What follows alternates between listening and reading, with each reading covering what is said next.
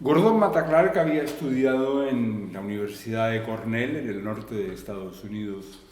Y cuando él ya había terminado su carrera, justamente le invitan a participar en una exhibición que se llamaba Earth, Tierra, que fue hecho en el año 69. Era una exposición en la cual se invitó a 9 artistas del mundo, tanto europeos como americanos. Esta es una foto bastante mítica de esta exhibición. Aquí hay solamente 6, porque había tan mal tiempo que los otros 3 no pudieron llegar a la ciudad porque estaba llena de nieve. Y fue justamente trabajando en esta exposición en la que Gordon logró 3 cosas muy importantes. Uno, vio cómo trabajaban otros artistas que estaban haciendo cosas nuevas, diferentes de las históricas. La segunda cosa que él descubrió ahí fue la importancia de la documentación.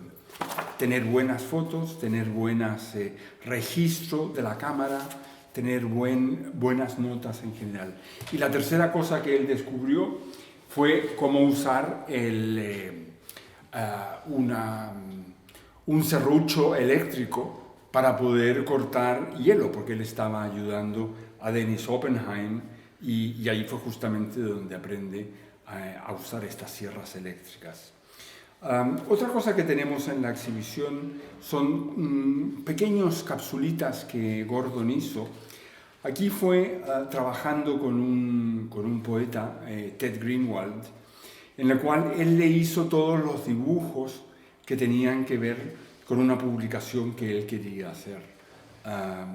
Se hicieron muy poquitas, prácticamente no lo conoció nadie, y bueno, son las cosas que Matta Clark hacía y que tanto me gustan.